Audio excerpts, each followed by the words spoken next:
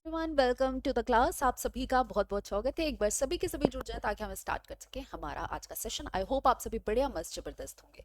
ठीक है, UP police constable के लिए या आपके सामान्य ज्ञान यानी जीके जीएस की क्लास है, जो आपके लिए बहुत बहुत जरूरी क्लास है। ठीक है, सबसे पहले हम बात करते हैं हमारे पहले प्रश्न की कि मुंडा भाषा समूह से संबंधित है। मतलब जो मुंडा भाषा है वो किस समूह से संबंधित है, आपसे ये प्रश्न पूछा गया है। जल्दी से बताएंगे एक बार। मुंडा भाषा समूह किससे संबंधित है? ऑस्ट्रो एशियाई से, हिंदी आर्य से, चीनी तिब्बती से या द्रविड़ से? किस भाषा से संबंधित है ये जो मुंडा भाषा समूह है? अगर हम भारत में बात करें, जैसे हम सबके परिवार हैं, हम किसी ना किसी परिवार से बिलोंग करते हैं, वैसे ही भाषाएं जो है वो भी किसी ना किसी परिवार से निकली हुई हैं। अब यहाँ पर पूछा जाता है कि भारत में, वैसे तो अगर हम विश्व में देखें तो बहुत सारे भाषा के परिवार आपको मिल जाएंगे, लेकिन भारत में मुख्यतः 4 भाषाई परिवार जो है वो प्रसिद्ध है। कौन कौन से अगर हम बात करें तो पहला तो हो जाएगा आपका ये द्रविड़ हो गया। ठीक है, पहला मान लो आपका ऑस्ट्रो एशियाई, दूसरा हो गया हिंदआर्य, तीसरा हो गया चीनी तिब्बती, चौथा हो गया द्रविड़। ये क्या है? भारत में मुख्यतः 4 भाषा परिवार है जिनमें जो यहां पर मेंशन करती है। अच्छा, ऑस्ट्रो एशियाई के अंतर्गत कौन कौन सी भाषा बोली जाती है? तो यहां पर आपका क्या होगा? ऑस्ट्रो एशियाई के अंतर्गत ही क्या आएगा? मुंडा भाषा किस में आएगी? बताओ जल्दी से, दिमाग अपना लगा दो। इनमें द्रविड़ में आएगी क्या? द्रविड़ में आपकी मलयालम, तेलुगु,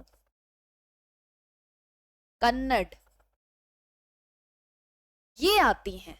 ये क्या है?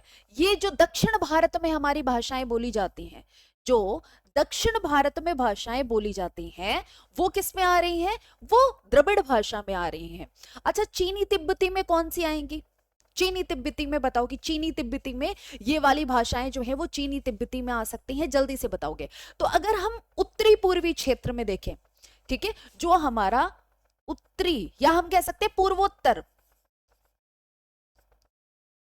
जो हमारा पूर्वोत्तर है, ठीक है, वहां पर कौन कौन सी बोली जाती है? जैसे आपकी मणिपुरी हो गई, ये क्या हो जाएगी? मणिपुरी आपकी कैसी बोली है? ये चीनी तिब्बती बोली है। हिंदी आर्य की बात करें, यानी आपका जो भारोपीय परिवार है, इसे कहते हैं हम आर्यों की भाषा, जिन्हें हम कह सकते हैं। इसके अंतर्गत जैसे हमारा बंगाली हो गया, हिंदी हो गया, गुजराती हो गया, राजस्थानी हो गया, ये सभी किसके अंतर्गत आएंगे? इसी के अंतर्गत। ऑस्ट्रो एशियाई में मुंडा भाषा समूह किससे संबंधित है? तो याद रखना, ये ऑस्ट्रो एशियाई समूह से संबंधित है। किससे संबंधित है? तो आप याद रखेंगे ऑस्ट्रो एशियाई समूह से संबंधित है, ये ध्यान रखिएगा।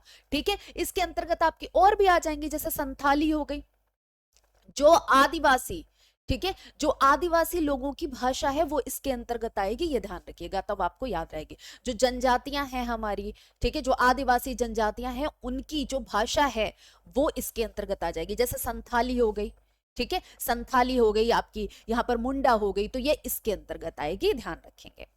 निम्नलिखित में से किस नदी का उद्गम भारत के बाहर है? यहां पर जो नदियां दी गई हैं विकल्प में, आपको बताना है इनमें से कौन सी ऐसी नदी है जिसका उद्गम जो है वो भारत से बाहर हो रहा है।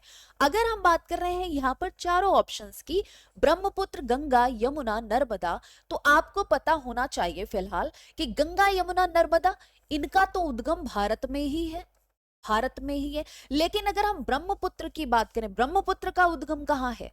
तो ब्रह्मपुत्र का उद्गम कहां से होता है? मानसरोवर झील सुना है? मानसरोवर पर्वत सुना है? बिल्कुल सुना होगा। तो मानसरोवर पर्वत जो आपने सुना है, वहां से होता है ब्रह्मपुत्र नदी का उद्गम। यह हमारे भारत में प्रवेश करती है, लेकिन इसका उद्गम स्थल भारत में नहीं है। लेकिन अगर हम इनकी बात करें, जैसे गंगा हो गया, गंगा का कहां से है उद्गम? गंगोत्री, गंगोत्री हिमनद से, ग्लेशियर जिसे हम कह सकते हैं। यमुना का कहां से है? यमुनोत्री ग्लेशियर से।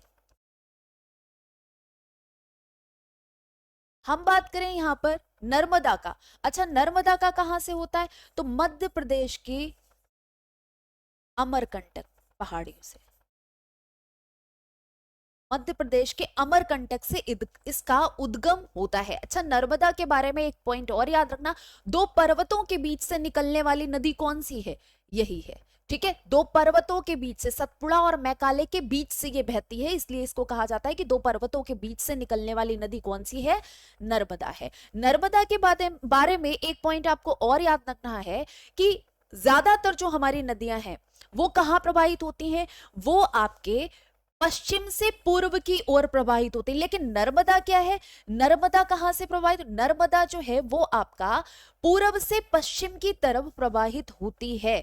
ठीक है, पूर्व से पश्चिम की तरफ प्रवाहित होती है। और ये कहां गिरती है? ये अरब सागर में गिरती है। अरब सागर में गिरती है। ज्यादातर नदियां जैसे गंगा यमुना की अगर हम बात करें, ये किधर गिरेंगी? ये बे ऑफ बंगाल में, मतलब जो बंगाल की खाड़ी है वहां पर गिरती है जाके। ठीक है। अच्छा, ब्रह्मपुत्र नदी का उद्गम बताइए कहां से होता है? तिब्बत में सुना होगा आपने, मानसरोवर झील, यहां पर लिख लीजिए, ये बहुत इंपॉर्टेंट है, इससे बहुत सारे प्रश्न आ सकते हैं। तिब्बत की मानसरोवर झील, मानसरोवर झील में क्या है? एक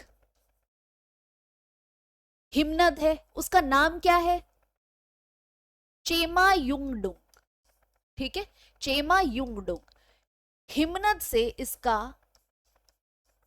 उद्गम है। ठीक है, तिब्बत की मानसरोवर झील के चेमा युंगडुंग हिमनद से इसका उद्गम होता है। भारत में कहां से प्रवेश करती है?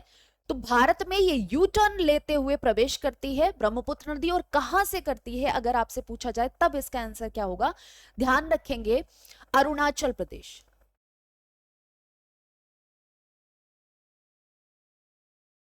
अरुणाचल प्रदेश के यांग्याप दर्रा। ठीक है, जो अरुणाचल प्रदेश का यांग्याप दर्रा है वहां से नामचा बर्वा पर्वत से होते हुए भारत में प्रवेश करती है। ठीक है, तो ये ब्रह्मपुत्र नदी के बारे में आपको पता चला। ब्रह्मपुत्र के बारे में जो इंपॉर्टेंट पॉइंट और हो सकते हैं उनको जरा ध्यान देना। ब्रह्मपुत्र को अगर हम कहें कि चीन में क्या कहा जाता है, बताओ? चीन में ब्रह्मपुत्र को क्या कहा जाता है? या तिब्बत में? तिब्बत से निकलती है तो तिब्बत में क्या कहते हैं? तिब्बत में ब्रह्मपुत्र को क्या कहते हैं? सांगपो नाम से जाना जाता है। किस नाम से? सांगपो नाम से जाना जाता है। बांग्लादेश में किस नाम से जाना जाता है? बांग्लादेश में इसको जमुना के नाम से जाना जाता है। किस नाम से? जमुना के नाम से जाना जाता है। ठीक है, अरुणाचल प्रदेश में, यहां पर लिख लीजिए, अरुणाचल प्रदेश में किस नाम से जाना जाता है? बताइए जल्दी से। तो इसमें किस नाम से जाना जाएगा अरुणाचल प्रदेश में? जल्दी से बताएंगे। तो दिहांग नाम से जाना जाता है। ठीक है, अगर हम बात कर रहे हैं यहां पर असम की, तो असम में इसे ब्रह्मपुत्र नदी से जाना जाता है। ब्रह्मपुत्र नदी से जाना जाता है। तो ये इतने सारे नाम भी आपको याद रखने हैं। ठीक है, इतने सारे नाम भी आपको याद रखने। पूछा जा सकता है कि भाई अगर आपसे पूछ दिया जाए कि बांग्लादेश में जो ब्रह्मपुत्र नदी है उसको क्या कहा जाता है, तो आप याद रखेंगे कि बांग्लादेश में जमुना कहा जाता है, असम में ब्रह्मपुत्र कहा जाता है, अरुणाचल प्रदेश में इसको दिहांग कहते हैं, और तिब्बत में इसको ब्रह्मपुत्र नदी को सांगपो नाम से जाना जाता है। कहां से भारत में प्रवेश करती है? तो जो अरुणाचल प्रदेश पड़ता है, जब हम भारत का मैप बनाते हैं आपने देखा होगा ऐसे, फिर ये चला जाता है। ठीक है, अब यहां से ये प्रवेश करती है अरुणाचल प्रदेश से होते हुए। ठीक है, अरुणाचल प्रदेश से यू टर्न लेते हुए प्रवाहित होती है। और अरुणाचल प्रदेश में कहां से?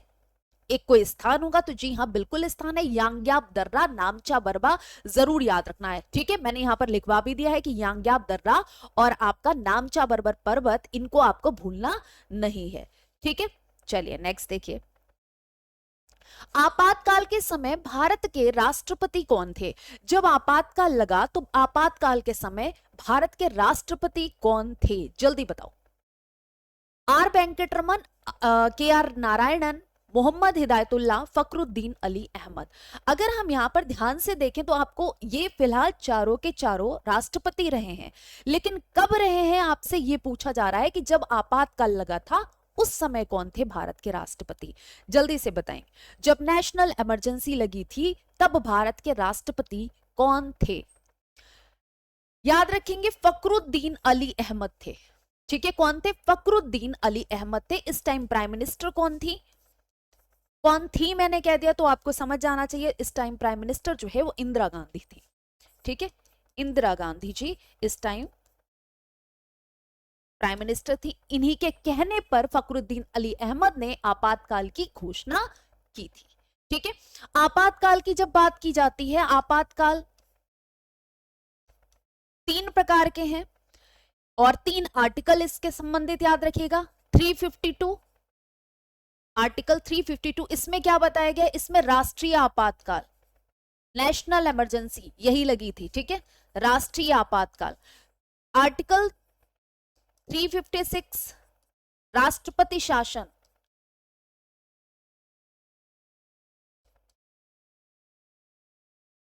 सरकार भंग होने पे लगता है। आर्टिकल 360 फाइनेंशियल इमरजेंसी, लेकिन अभी तक भारत में एक भी बार फाइनेंशियल इमरजेंसी नहीं लगी है, यह ध्यान रखना, यानी वित्तीय आपातकाल। ठीक है, वित्तीय आपातकाल। तो ये 3 प्रकार के आपातकाल आपको याद रखने हैं। करेक्ट। आपातकाल कब से कब तक रहा था पता है? याद रखेंगे, ये आपातकाल रहा था 25 जून से लेकर 21 मार्च 1977 तक। ठीक है, ये जो इमरजेंसी रही थी फखरुद्दीन अली अहमद जी के टाइम, वो कितने के समय के लिए रही थी? तो 25 जून 1975 से लेकर 21 मार्च 1977 तक ये इमरजेंसी रही थी। ठीक है, आर वेंकट रमन कब राष्ट्रपति रहे हैं? आर वेंकट रमन की बात की जाए तो आर वेंकट रमन कब राष्ट्रपति रहे हैं? जल्दी से बताएंगे। 25 जुलाई 1987 से लेकर 25 जुलाई 1982 तक। ठीक है, कौन रहे हैं? आर वेंकट रमन रहे हैं। के आर नारायणन कब रहे हैं और मोहम्मद हिदायतुल्लाह कब रहे हैं? जल्दी से बताएं। 25 जुलाई 1997 से लेकर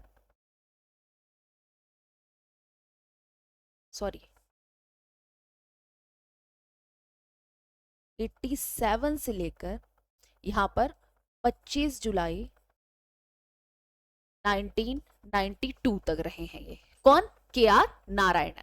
आर वेंकट रमन 1982। ये पूरा चार्ट आपके लिए बहुत बहुत जरूरी है, इसको जरूर ध्यान रखिएगा। ठीक है, इसको जरूर जरूर ध्यान रखिएगा, क्योंकि यहां से आपके प्रश्न जो है वो पूछे मैं मतलब ये ब्लंडर हुआ और आप लोगों ने मुझे बताया भी। जब 87 यहां पर है तो 82 यहां पर आ जाएगा? नहीं, यहां पर क्या होगा? 1992 होगा, और यहां 1997 से लेकर ये हो जाएगा 2002। ठीक है, अब ये आपका सही है। आर वेंकट रमन इस टाइम से इस टाइम तक रहे। कई बार आपसे पूछ लिया जाता है कि सीक्वेंस लगाने होते हैं कि कौन क्रमानुसार लगाओ राष्ट्रपति। ठीक है, राष्ट्रपति के जो शासन है वो आपको क्रमानुसार लगाना है, तो कैसे लगा पाएंगे? अगर आपको पता नहीं होगा तो जरूर याद रखें। वैसे इसकी ट्रिक भी होती है, उसको भी ध्यान रखें। आर वेंकट रमन हो गया, के नारायणन हो गया, ये ध्यान रखना। इन दोनों के बीच में जो है वो डॉक्टर शंकर दयाल थे। इस टाइम कौन थे? डॉक्टर शंकर दयाल रहे हैं। वो कब से कब तक रहे हैं? तो 1992 से लेकर 1997 तक। ठीक है, ये भी थोड़ा सा याद रख सकते हैं आप, इसमें कोई दिक्कत नहीं हो जाएगी। ठीक है,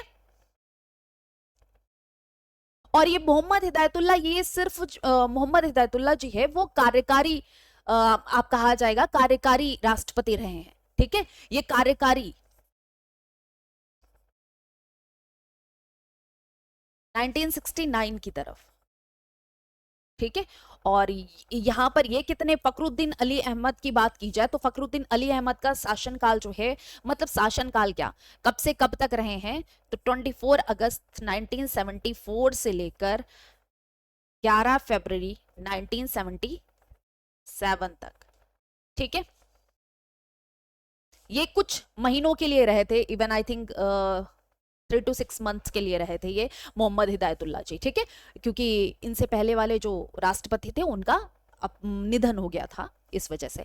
मोहम्मद हिदायतुल्लाह रहे थे कार्यकारी राष्ट्रपति। ठीक है, यहां पर करेक्ट आंसर फखरुद्दीन अली अहमद होगा। इनका टाइम पीरियड जो है ये 3 साल रह गए थे और कार्यकाल के दौरान ही इनकी मृत्यु हो गई थी, इसीलिए ये सिर्फ इस समय तक रह पाए थे, 24 अगस्त 1974 से लेकर 11 फरवरी 1977 तक। ठीक है, देखिए भारत में बहादुरी का सर्वोच्च पुरस्कार निम्नलिखित में से कौन सा दिया जाता है।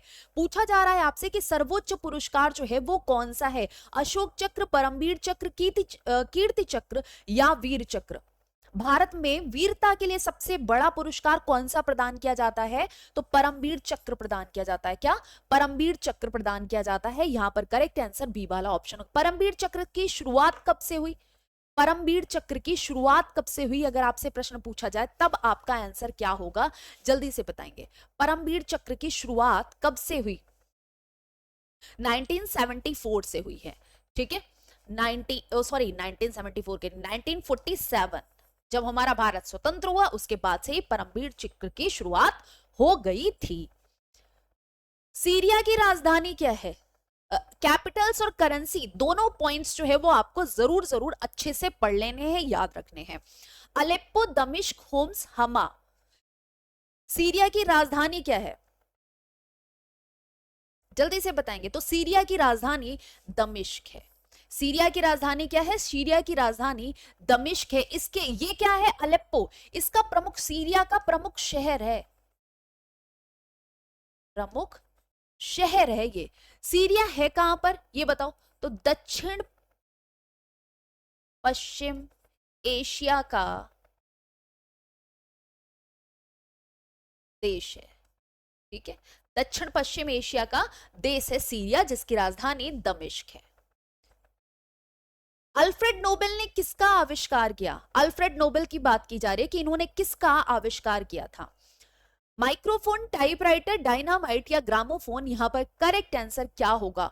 नोबेल पुरस्कार इन्हीं के जो संस्था है, संस्था में इन्हीं के उससे दिया जाता है नोबेल पुरस्कार, ये भी ध्यान रखिएगा। माइक्रोफोन, टाइपराइटर, डायनामाइट या ग्रामोफोन, किसका अल्फ्रेड नोबेल ने आविष्कार किया था, तो याद रखिएगा डायनामाइट का किया था। किसका किया था, अल्फ्रेड नोबेल ने डायनामाइट का आप कहेंगे कि आविष्कार किया था। कब किया था, कोई बच्चा बता सकता है कि डायनामाइट की खोज जो है अल्फ्रेड नोबेल ने कब की थी। 1867 में की थी, 1867 में डायनामाइट की खोज की गई। माइक्रोफोन की किसने की थी, तो यहां पर लिख लीजिएगा एमएल बर्लिनर ने। ठीक है, एमएल बर्लिनर ने माइक्रोफोन का आविष्कार किया था। टाइपराइटर का किसने किया था जरा बताएं, तो क्रिस्टोफर लैथम शोल्स ने। ठीक है, क्रिस्टोफर लैथम शोल्स ने टाइपराइटर का आविष्कार किया था। ग्रामोफोन का किसने किया था, एमिल बर्लिनर। ठीक है, एमिल बर्लिनर ने किया था और 1887 में किया था, ये भी ध्यान रखना। ग्रामोफोन या माइक्रोफोन की बात की जाए, इसकी शुरुआत किसने की, मतलब इसका आविष्कार किसने किया, तो एमिल बर्लिनर ने किया था। 1887 में ग्रामोफोन का आविष्कार किया। डायनामाइट का 1867 में किया गया था, ये भी ध्यान रखिएगा। ठीक है, और अल्फ्रेड नोबेल कौन थे, ये स्वीडन के वैज्ञानिक थे। ये क्या थे, ये स्वीडन के वैज्ञानिक थे। नोबेल पुरस्कार की शुरुआत कब से हुई,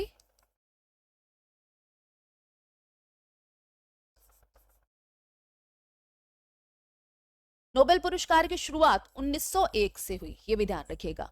ठीक है, नोबेल पुरस्कार की शुरुआत कब से हुई, तो 1901 से हुई थी, ध्यान रखेंगे। नेक्स्ट देखो, और किस फाउंडेशन द्वारा दिया जाता, नोबेल फाउंडेशन द्वारा दिया जाता है। ठीक है, नोबेल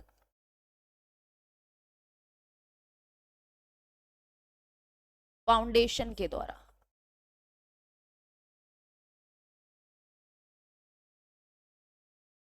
वायुमंडल के ऊर्ध्व तापन की प्रक्रिया को क्या कहा जाता है।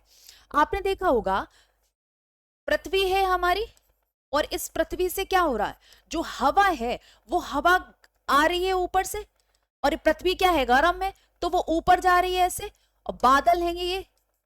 ठीक है, बादल से टकराती है ठीक है, तो ये जो प्रोसेस हो रहा है, ये इस तरीके से जाने की ये प्रक्रिया जो है वो क्या कहलाएगी, इसको संवहन कहते हैं। ऊर्ध्वतापन की प्रक्रिया क्या है, ऊर्ध्वतापन की प्रक्रिया संवहन कहलाती है। ठीक है, यहां पर करेक्ट आंसर क्या हो जाएगा, बी वाला ऑप्शन।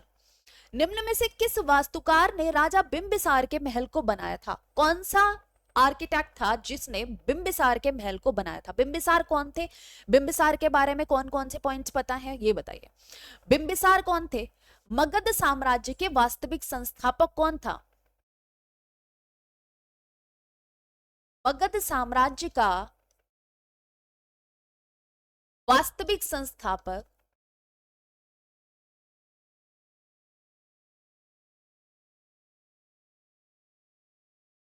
बिंबिसार था। ठीक है, बिंबिसार था, किस वंश से संबंधित था, हर्यक वंश, हर्यक वंश से संबंधित था। बिंबिसार का पुत्र कौन था, अजात शत्रु। ठीक है, अजात शत्रु का उदयन था, ये भी ध्यान रखेंगे। कालाशोक शिशुनाग वंश से संबंधित था, शिशुनाग वंश से संबंधित था, जो हर्यक वंश के बाद आता है। हर्यक वंश को पितृहंता वंश भी कहा जाता है। इसमें गद्दी लेने के लिए क्या किया गया, मतलब राजा बनने के लिए क्या किया गया, राजकुमारों ने पहले अपने पिता को हटाया है गद्दी से, मतलब हत्या की है, उसके बाद गद्दी पर आसीन हुए हैं, ये ध्यान रखना। शुद्धोदन कौन थे, महात्मा बुद्ध के पिता।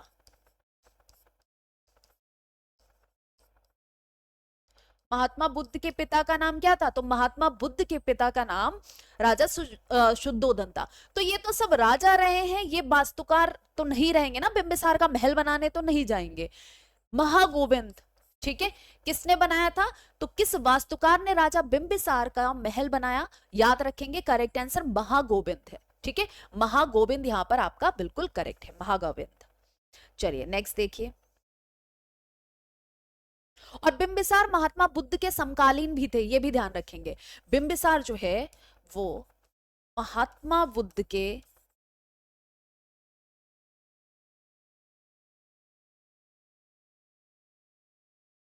समकालीन, किसके समकालीन थे, ये महात्मा बुद्ध के समकालीन थे। वेदों में से सबसे प्राचीन कौन सा है, मतलब सबसे प्राचीन वेद कौन सा है, 4 वेद है, ऋग्वेद, यजुर्वेद, सामवेद और अथर्ववेद। ठीक है, सबसे प्राचीन वेद कौन सा है, सीक्वेंस इसका जरूर याद रखें, सीक्वेंस भी यही है, पहला, दूसरा, तीसरा और चौथा, ये सबसे अथर्ववेद सबसे लास्ट में आता है। अब यहां पर अगर हम बात कर रहे हैं इन सभी वेदों की, ठीक है, सभी वेदों की अगर हम बात कर रहे हैं, तो यहां पर आप देखिएगा ऋग्वेद सबसे प्राचीन है, सबसे प्राचीन वेद ऋग्वेद है। इसके बाद यजुर्वेद आता है। सामवेद कैसा वेद है, तो ये कैसा वेद है, संगीत में, ठीक है, सारे गामा पा वाला वेद, ऐसा कहोगे क्या, सामवेद कैसा वेद है ये बताओ। और ऋग्वेद की और बात बताऊं, ऋग्वेद में बताओ, बाकी आप बताते रहना, पहले यहां पर सुनिए। ऋग्वेद में कितने 10 मंडल और 1028 ऋचाएं हैं। ठीक है, ये ध्यान रखना, कितने ऋग्वेद में 10 मंडल और 1028 ऋचाएं शामिल हैं, ध्यान रखिएगा। सबसे पुराना हिंदू महाकाव्य कौन सा है, सबसे पुराना हिंदू महाकाव्य कौन सा है, महाभाष्य, रामायण, अष्टाध्यायी, महाभारत, जल्दी से बताएंगे। रामायण की बात की जाए तो वाल्मीकि। महाभाष्य किसके द्वारा लिखी गई है ये बताइए, महाभारत, कृष्ण द्वैपायन, वेद व्यास। अष्टाध्यायी, अष्टाध्यायी किसकी है, पाणिनि की रचना है। महाभाष्य किसकी है, भाष्य की है, महाभाष्य भाष्य की है। सबसे पुराना हिंदू महाकाव्य बताओ कौन सा है, जल्दी से बताओ, सबसे पुराना हिंदू महाकाव्य कौन सा है, रामायण, महाभाष्य, अष्टाध्यायी, महाभारत। महाभारत तो हो नहीं सकती, क्योंकि महाभारत में राम का जिक्र है। अब जब महाभारत में राम का जिक्र कर लिया गया, मतलब महाभारत पहले बाद में आई, और इससे पहले क्या आ चुकी है, रामायण। तो रामायण को सबसे पुराना हिंदू महाकाव्य माना गया है। ये संस्कृत भाषा में लिखा है, ठीक है। ये आदतन मतलब इसको आप कहेंगे कि ये क्या है, ये किसी की कॉपी या किसी का कुछ नहीं है, या अपने आप में लिखा हुआ एक मतलब वाल्मीकि जी ने लिखा हुआ है, ये ध्यान रखिएगा। तो यहां पर ये वाल्मीकि याद रखिएगा। बच्चे कंफ्यूज हो जाते हैं, तुलसीदास लगाएंगे, गलत है। श्री रामचरितमानस जो है वो लिखी है किसने, गोस्वामी तुलसीदास जी ने, अवधी भाषा में, ठीक है, रामायण के ही उस पर। तो ये बिल्कुल मतलब आपको इस चीज में कोई गलती नहीं करनी है, ध्यान रखना है। ग्रेफाइट, डायमंड और बकमिंस्टर फुलेरिन किस तत्व के अप्रूव्ड हैं, बताइए ये किसके अप्रूव हैं। बकमिंस्टर फुलेरिन, ग्रेफाइट, डायमंड किस तत्व के अप्रूव हैं, कार्बन, मोलिब्डेनम, प्लूटोनियम, ऑस्मियम, ये सभी कार्बन के अप्रूव हैं। कार्बन किस तत्व के अप्रूव हैं, कार्बन के अप्रूव हैं। क्यों कार्बन के ये मतलब जल्दी मिल जाता है, बैलेंसी के कारण, +2 बैलेंसी होती है, संयोजकता इसकी +2 होती है। सौर ऊर्जा का स्रोत क्या है, सौर ऊर्जा का स्रोत क्या है, नाभिकीय संलयन, नाभिकीय विखंडन, सूर्य का संकुचन, सूर्य का प्रसार होना।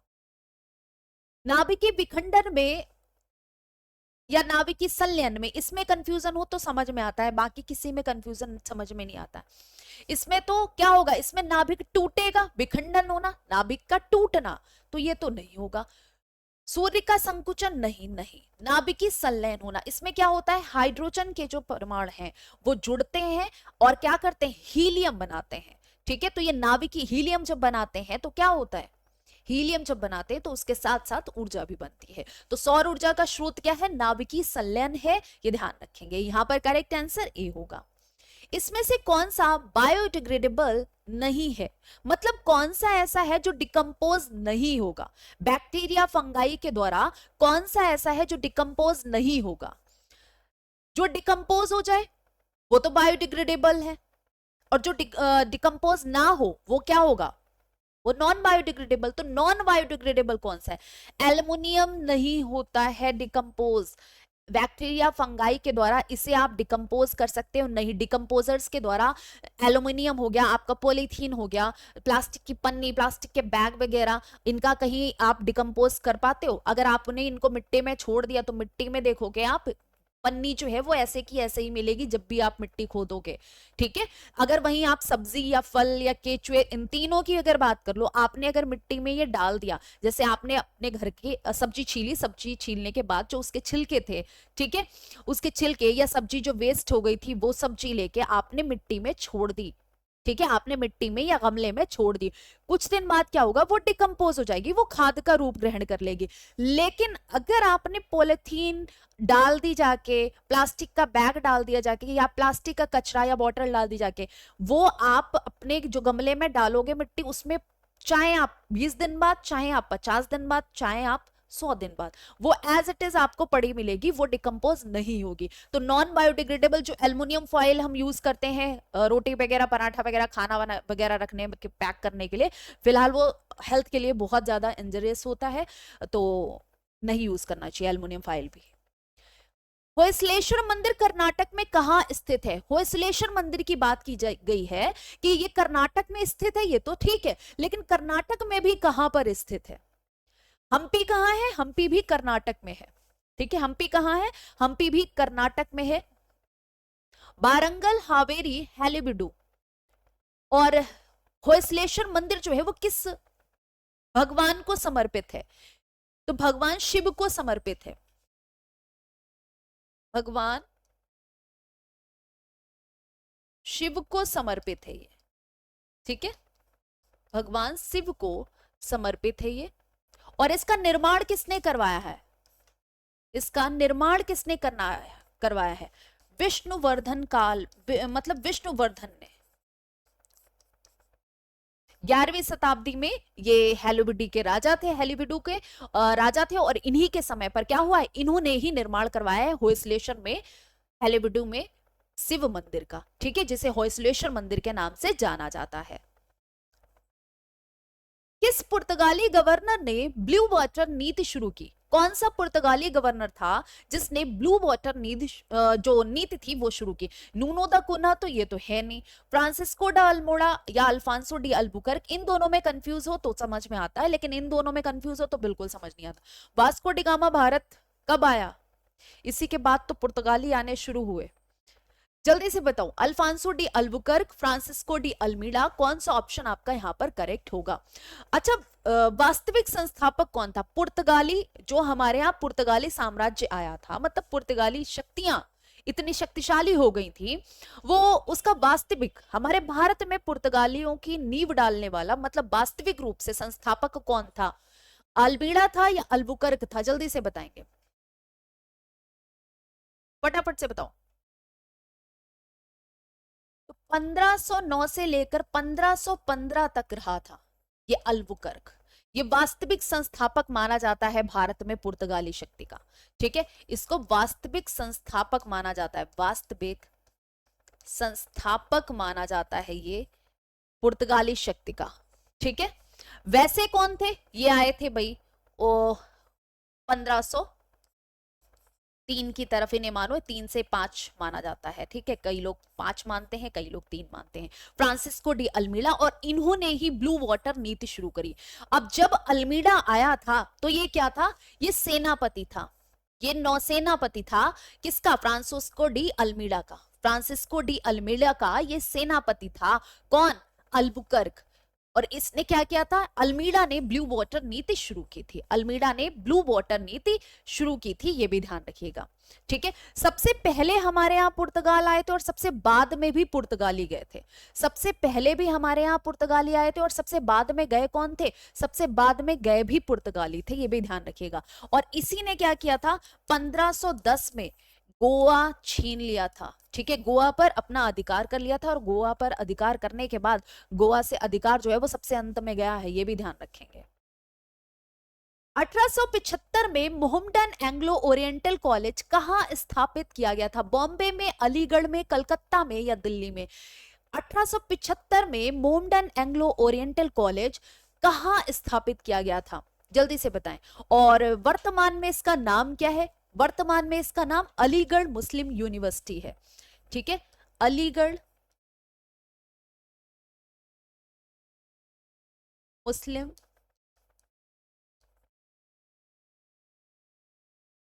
विश्वविद्यालय। ठीक है, AMU। ये कहाँ है? मोहम्मडन एंग्लो ओरिएंटल कॉलेज, ये अलीगढ़ में स्थापित किया गया था। किसने किया था बता सकते हो? जल्दी से बताओ। एंग्लो जो आपका ओरिएंटल कॉलेज था, ये किसने स्थापित किया था? जल्दी से बताएंगे।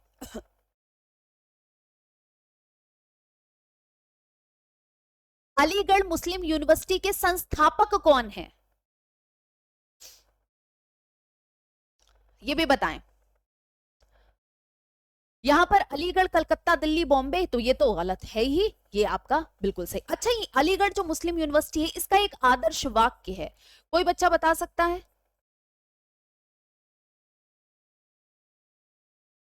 अल्लामल इंसान। ठीक है, ये इसका आदर्श इंसाना, सॉरी, ये इसका आदर्श वाक्य है, ये ध्यान रखना। Sir Syed Ahmad Khan, sir Syed Ahmad Khan. ठीक है, इन्होंने ये स्थापित किया था अलीगढ़ में। पहले इसका ये नाम था, बाद में परिवर्तित करके एंग्लो ओरिएंटल कॉलेज की जगह पर क्या रख दिया गया? अलीगढ़ मुस्लिम विश्वविद्यालय कर दिया गया। मथुरा कला विद्यालय काल के दौरान अपने शीर्ष पर था। किस काल के दौरान अपने शीर्ष पर था? अच्छा, मथुरा कला का विकास कब हुआ? मथुरा कला का विकास कब हुआ? तो मथुरा कला का विकास ही कुषाण काल में हुआ है, कनिष्क के समय पर।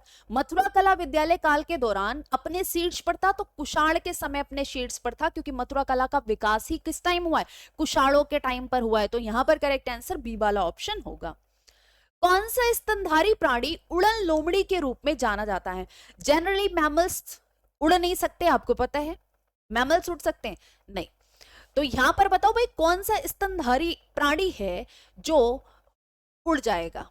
उड़न गिलहरी, चमगादड़, डार्थिन लोमड़ी या सफेद लोमड़ी? कौन सा स्तनधारी प्राणी उड़न लोमड़ी के नाम से जाना जाता है? उड़न लोमड़ी के नाम से उड़न गिलहरी, ठीक है, उड़न लोमड़ी के रूप में कौन जाना जाता है, उड़न गिलहरी, चमगादड़, डॉर्थिन लोमड़ी, सफेद लोमड़ी। लोमड़ी पहले बात तो यहां पर लोमड़ी पहले ही लिख दिया गया, तो डॉर्थिन और सफेद लोमड़ी करने की जरूरत नहीं है आप। उड़न गिलहरी नहीं, चमगादड़ को कहा जाता है उड़न गिलहरी लोमड़ी, ठीक है।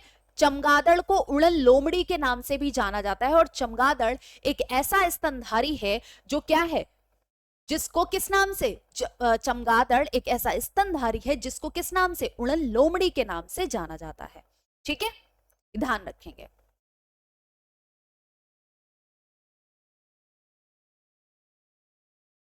निम्नलिखित में से कौन से विटामिन को मानव शरीर में संश्लेषित किया जाता है, कौन सा विटामिन ऐसा है जिसे मानव शरीर में संश्लेषित किया जा सकता है, विटामिन, विटामिन सी, ई, बी, तो मानव शरीर में संश्लेषित किया जा सकता है जो घुलनशील है, बताओ कौन सा घुलनशील है, सी, ए, ई, बी, मानव शरीर में संश्लेषित किया जा सकता है ऐसा कौन सा विटामिन है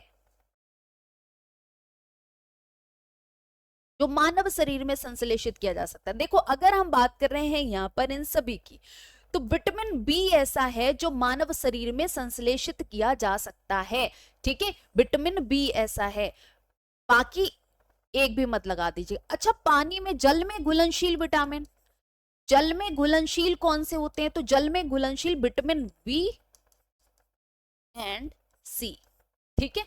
जो जल में फैट सॉल्युबल कौन से हैं, बताओ, वसा में घुलनशील कौन से हैं, कीड़ा से याद कर लो, विटामिन के, ई, डी, ए, ठीक है। विटामिन ए की कमी से कौन सा रोग हो जाता है ये भी बता दीजिए, और विटामिन ए को क्या कहते हैं, जल्दी से बताओ। विटामिन ए की कमी से कौन सा रोग हो जाता है और विटामिन ए को क्या कहते हैं, सी को क्या कहते हैं,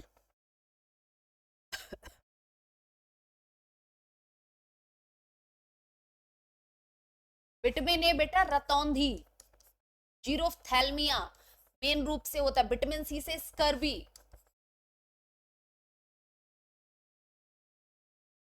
ठीक है, ये ध्यान रखना। विटामिन ई को टोकोफेरॉल कहते हैं, ये भी ध्यान रखिएगा, ठीक है, विटामिन ई को टोकोफेरॉल कहते हैं। विटामिन सी को क्या कहते हैं, कैल्सीफेरॉल। विटामिन ए को रेटिनॉल कहते हैं।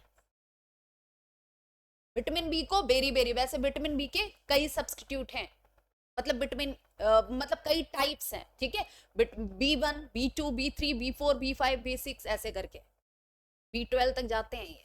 कौन सा खनिज मांसपेशियों और तंत्रिका तंत्र को सक्रिय और नियंत्रित करता है, ऐसा कौन सा खनिज है जो हमारी मांसपेशियों और तंत्रिका तंत्र को एक्टिव और कंट्रोल करता है, जिंक, लोहा, फास्फोरस या मैग्नीशियम, कौन सा ऑप्शन आपका यहाँ पर करेक्ट होगा, ऐसा कौन सा खनिज है जो ये काम करता है।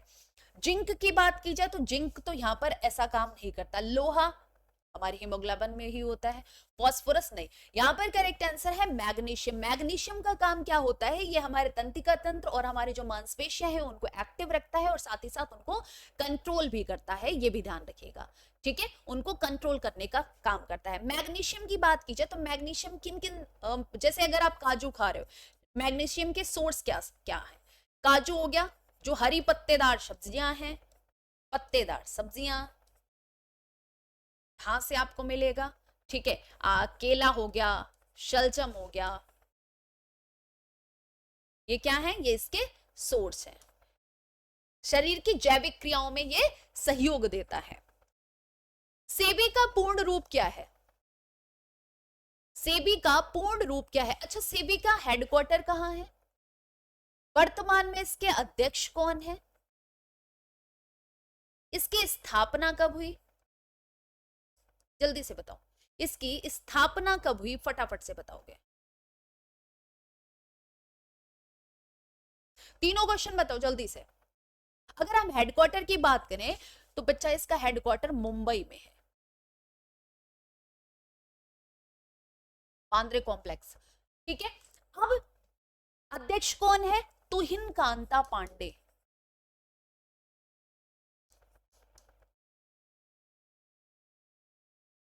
स्थापना कब हुई,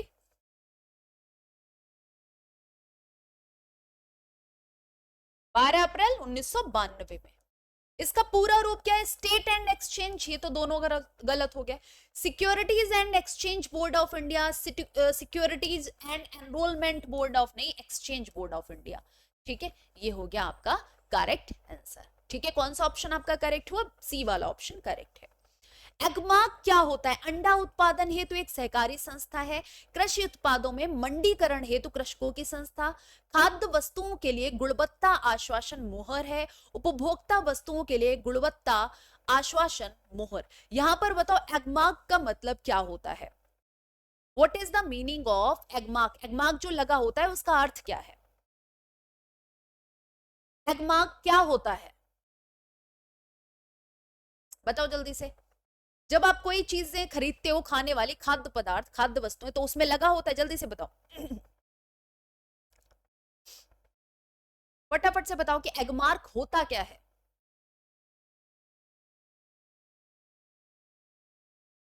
एगमार्क क्या होता है? ये तो सरल सा सवाल है, इसमें तो कोई इतना ऐसा है नहीं।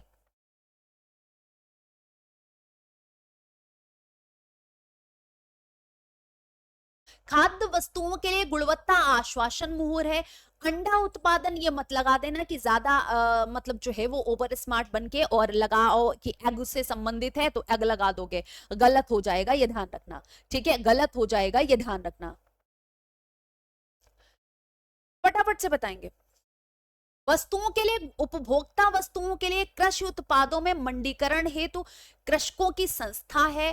खाद्य वस्तुओं के लिए गुणवत्ता आश्वासन मोहर है। यहां पर बताओ कौन सा ऑप्शन आपका करेक्ट होगा?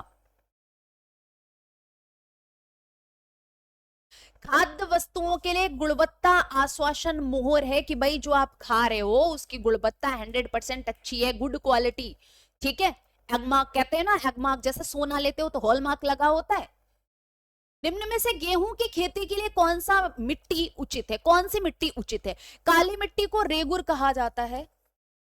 कपास की खेती यहीं पर होती है। कपास की खेती के लिए सबसे अच्छी मिट्टी कौन सी है? काली मिट्टी है। दोमट मिट्टी, भूरी मिट्टी, लाल मिट्टी। आयरन ऑक्साइड के कारण इसका रंग लाल होता है, ये भी ध्यान रखिएगा। दोमट मिट्टी बिल्कुल सही है। दोमट मिट्टी जो है वो गेहूं खेती के लिए सबसे उपयुक्त होती है। क्यों? क्योंकि इसमें क्या क्या, मतलब कौन कौन से कंपोनेंट मिले होते हैं, ये बताओ। कौन कौन से कंपोनेंट जो है वो इसमें मिले होते हैं, ये बताइए। दोमट मिट्टी में तो ये रेत और किसका? रेत, हाँ क्या ही कर रही, रेत और खाद का मिश्रण है। ठीक है, रेत और खाद का मिश्रण होता है, जिसमें क्या पाया जाता है? जिसमें अगर हम बात करें तो 40% आपका सिल्ट पाया जाएगा, 20% चिकनी मिट्टी और 40% बालू मिली होती है। ठीक है, 40% क्या होगा? 40% इसमें बालू सैंड होती है। तो ये इसके कंपोनेंट है। ठीक है, ध्यान रखेंगे। नेक्स्ट देखिए, यूगोस्लाविया की राजधानी क्या है? यूगोस्लाविया की राजधानी पूछा गया है कि यूगोस्लाविया की राजधानी क्या है? जल्दी से बताएंगे कि यूगोस्लाविया की राजधानी कौन सी है। हंगरी की राजधानी क्या है? बुडापेस्ट, सुना है? बुडापेस्ट। करेंसी और आपका जो कैपिटल्स है वो जरूर याद करना। ठीक है, करेंसी और कैपिटल्स जरूर याद करना। पोलैंड की कौन सी है, ये बताओ। पोलैंड की कौन सी है? वारसा, सुना है? वारसा, ये पोलैंड की है। ठीक है, नाइजीरिया की क्या है? अबुजा। ठीक है, यूगोस्लाविया की क्या है? बेलग्रेड। ठीक है, यूगोस्लाविया की क्या है? यूगोस्लाविया की बेलग्रेड होती है। वारसा पोलैंड की है। हंगरी की बुडापेस्ट है। ठीक, नाइजीरिया की अबुजा। द्युआगो गार्शिया यहां स्थित है। द्युआगो गार्शिया कहां स्थित है? प्रशांत में, हिंद में, अटलांटिक में या आर्कटिक महासागर में? कहां पर स्थित है ये? पहली बात तो द्युआगो गार्शिया की अगर हम बात करें तो इसका शेप जो है वो पदचिन्ह के आकार का है। पैर का जो चिन्ह होता है पदचिन्ह के आकार का है।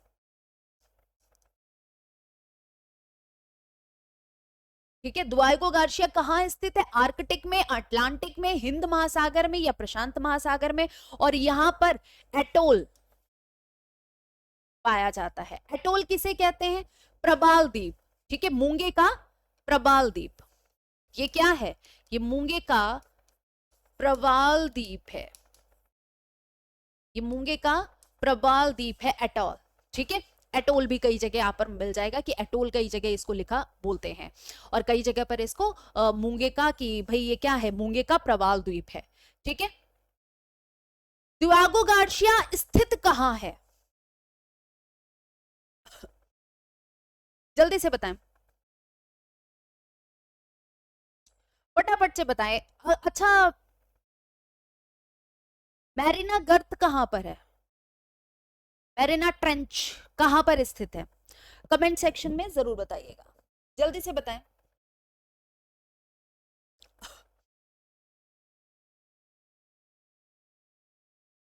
प्रशांत महासागर, हिंद, अटलांटिक या आर्कटिक, दुआगो गार्शिया, तो दुआगो गार्शिया बच्चा हिंद महासागर में, और पद चिन्ह का इसका आकार है, पैर के पंजे के जैसा इसका शेप है, और ये एटोल मूंगे का प्रवाल द्वीप है, ये भी ध्यान रखिएगा।